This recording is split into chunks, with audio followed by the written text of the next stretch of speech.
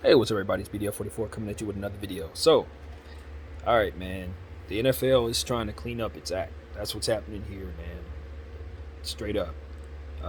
Goodell, I guess some time ago, called for 650 workplace emails to be siphoned through and picked through with a fine tooth comb.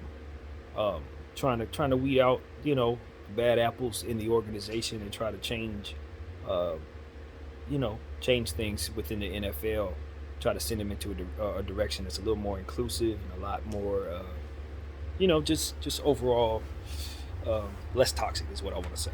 Less toxic of an environment as it pertains to today's standards, right? Because it's all about today's standards.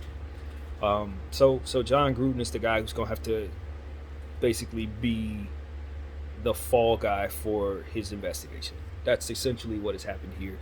You can't tell me that in 650,000 emails, John Gruden was the only one y'all found that was doing some bullcrap. I'm not buying. He is the guy that you've chosen to die for your cause. That's how I perceive this. Um, John Gruden, over the past 10 years, had sent some emails making fun of some people that he should have made fun of in some ways that wasn't okay. Expressed some views that were not safe. you know, as a straight white man, he shouldn't have those views. Dare he have those views? That kind of thing. And like I said, he's got to fall on the sword, man. I mean, it is what it is, bro. When they start turning on each other, this is what happens. Hey, I'm not going to sit up here and pretend with the people who follow me, man. I perceive things a certain way as an African American, and you know, the NFL had a real image problem that they were the last ones to figure out. That whole Colin Kaepernick thing that did not um, that didn't leave them in the greatest light. You know, and the concussion situation as well, and CTE and all those different things also left them in a very poor light. You got those two conflicting things going on at the same time, and you see the world around you change it to where people don't necessarily want to be treated as harshly as maybe what comes normal to you and has been coming normal to you since the beginning of the NFL. And a certain manliness. Y'all like the last ones to the party to realize that manly stuff is just out of style basically for 2021, right? It just is what it is. If you one of those dudes, you're looked at as an outcast. Suddenly, you went from, if you had that mentality and identified that way, you went from being at the top of the food chain to now you're the guy that we want to see at the bottom of that food chain. Everybody else has slipped up to the top and y'all at the bottom. And this is what's happening. Um, Views that otherwise would have just been chuckled at and just brushed aside, and circumstances that would have otherwise just not ever been found out about. Now they going back finding stuff from 10 years ago, bro. Like, hey, what you did then when the world was different, what you said then when the world was different, whatever conclusions you've come to about who you needed to be now for this era, changing your ways or at least putting on a really good mask to make it look like you've changed your ways, it don't matter. They going back finding old stuff. They gonna condemn you for old stuff. You know what I'm saying? So John Gruden, he gonna have to die for that. Not literally, but like that's his career is gonna be essentially over. And I don't know that he'll be in the booth or nothing. They might give him a booth job. I could totally see him doing Monday Night Football again, something like that. But the problem was he made fun of black people. He said some transphobic stuff, some homophobic stuff. That's the trio right there, right? You can't do that. He said some things that weren't necessarily kosher about female referees, maybe making light of a meme, in regards to that. He said some stuff about Roger Goodell that he can't take back. He showed the world. Excuse me, y'all. He showed the world what's under the mask, and nobody wants to do that. So that's what's going on with John Gruden, man. Cut and dry. He resigned from the Las Vegas Raiders today, stating that he just didn't want to be a distraction. He loved the Raiders. It didn't help that the first openly gay football player, I don't think it's the first, right? Michael Sam was the first. This guy was the first drafted. I'm not really certain. But this guy is like a milestone player who came out and told everybody that he's gay, and he plays for the Oakland Raiders. It's John Gruden's player, so it's like that wasn't going. He wasn't going to be coaching going forward. Let me tell you something. It's one thing to make fun of me. You know what I'm saying I got big lips, right? Because that's what he did to Mr. Smith. I forgot the guy's name, but his last name is Smith. An official with the NFL. I think he was actually a big wig with the NFL. You know, and the John Gruden called him big lips. Said he had big lips like Michelin tires. That's racial. You know what I'm saying? Um, and that's always going to be responded a certain way. But you know, call me naive, but I think he kind of could have got away with that one. But when you start talking about the commissioner the way that you do, start saying that he's a P word, start criticizing certain concepts that he was put in place to kind of turn around, you know what I mean? Um, and then you start making fun of gay folks saying certain things that you should not say when you know you have an openly gay player on your team. Of course, these are old emails, so I got to preface it, but the world was changing.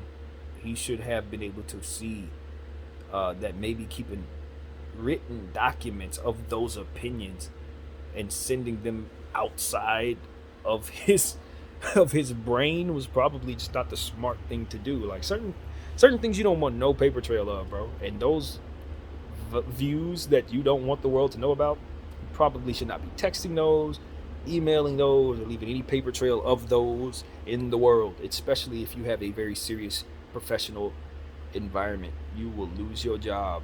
They will come back and find those emails. Some of us already did the damage, and we will see the reverberation of those damages 5-6 years from now, like Gruden just did from emails that he made back in 2011.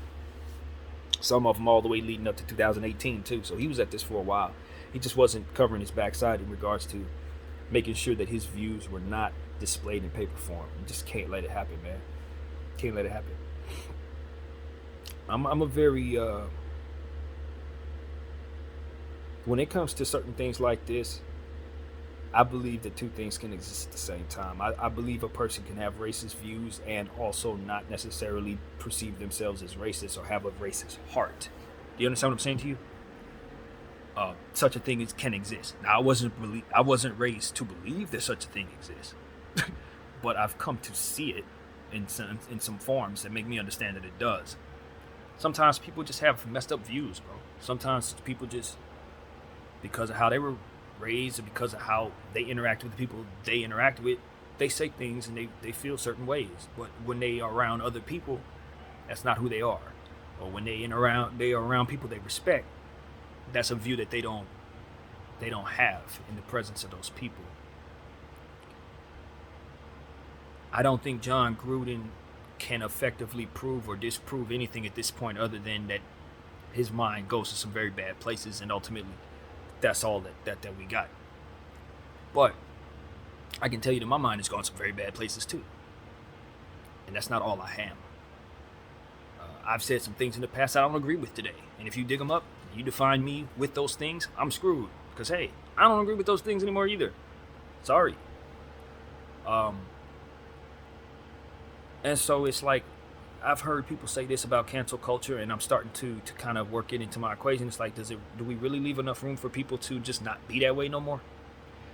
Do we leave room for people to now absorb the environment that they're in and kind of adjust their views to the environment that they're now in? Because remember, the words that were said in those emails were in an environment that wasn't the one we're in now. Things were not as progressive. We hadn't gone through certain things. Certain lessons hadn't been learned on a grander scale to make people want to go through, siphon through 650,000 emails. And see, that's the point. That's what I'm here to say. If you're going to go through emails that took place 10 years ago to find views on people that are still in your organization today, you may find some things as you did, but you have to also understand that some things have happened since. People have gone through things on a national scale that would give them reason to pause about certain views that they may have had back in 2012, 2010. Now, that doesn't mean that he's turned away from those views. That doesn't mean that this particular person turned away from those views. But it does mean that there's a great deal of human beings who, in the environment that they're in, are starting to change how they view certain things, especially as it pertains to the LGBTQ community. They've gained a great deal of respect that maybe they didn't have in that time.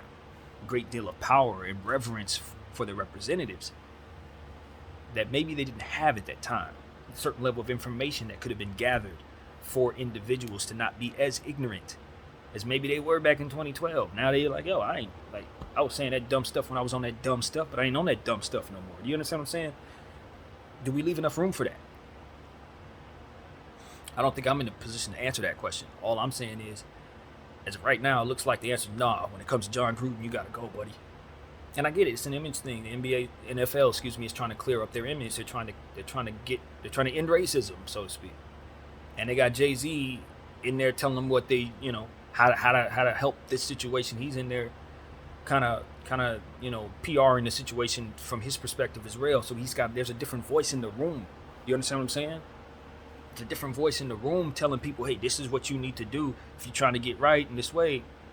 This is what needs to happen. And I'm thinking a lot of what we're seeing right now is a result of that, including the halftime show with Dr. Dre and Kendrick Lamar, Eminem, Mary J,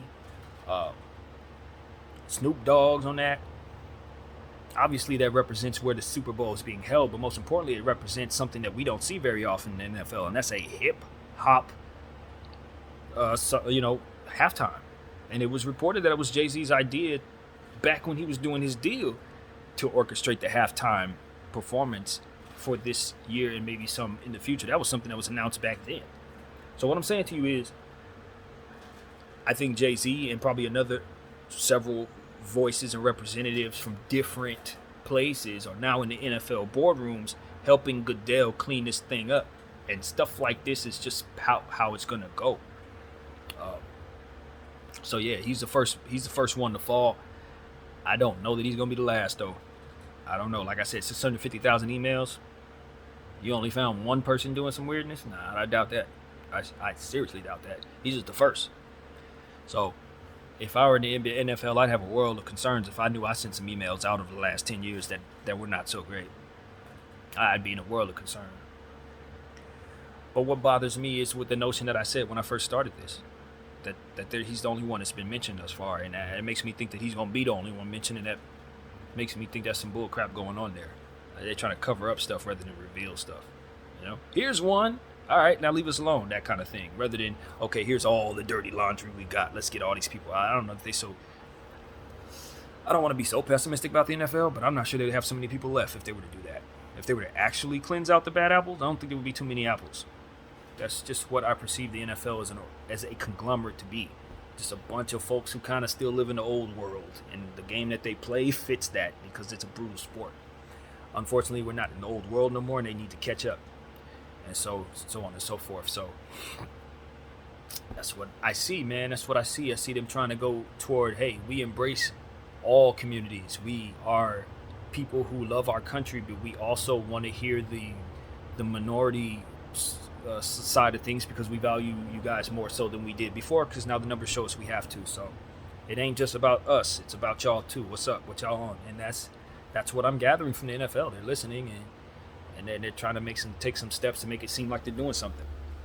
So we'll see. I don't know, but Gruden's out, man. Gruden's out. It's been a long time coming for him, unfortunately. He's been in the league for a very long time. Won one Super Bowl, if I'm not mistaken. 2 stints with the Raiders. I know he didn't want it to end like this. The Raiders are good, finally, right? They have a good team. They're really good right now, which is why they don't need their coach to be fired. It's a real distraction for a good team, but the NFL's on a mission, and it's not just about putting football on the field. It's about changing their image, and we're going to see that play out in many forms over the next several years. Many forms. This is just getting started. NFL Cares, NFL Rainbow, NFL BLM, all that stuff could be on the horizon. I just think they're going to try to find a sweet balance between being great patriots, because that matters to the majority, but also being great, whatever the other side is. I don't know what to call us, but I know I'm over there. The great everybody else, minority. So, we're gonna see what the NFL does. My stance on watching the NFL has changed dramatically. I have been watching this season. I've been following. kind of because of what I've been dealing with, and I don't really have a whole lot going on. So it's like when the games are on, it just gives me something to do. And so I kind of thrown myself into the sport this year, abandoning my uh, desire to ignore the sport based on these concerns. It's been more selfish for me. I just want to throw myself into the sport.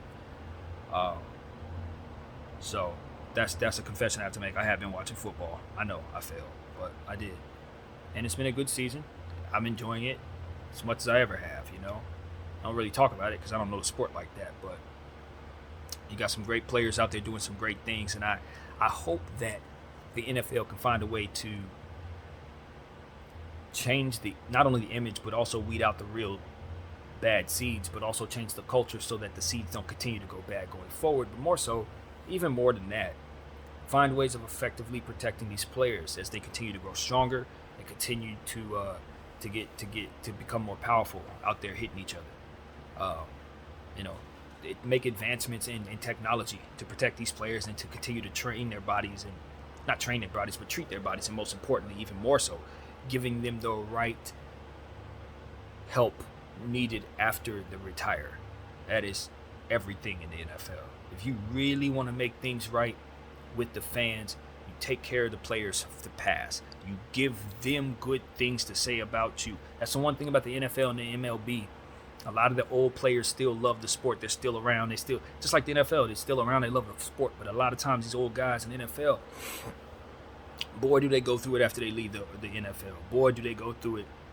And it's just, I think that's the way that you really fix your image. You take care of your elders. That's what I think. So, my name is BDL44. That's what I got. Good luck to all involved. John Gruden, everybody. You know what I'm saying? Hey, this is what happens, bro. This is what happens. Peace.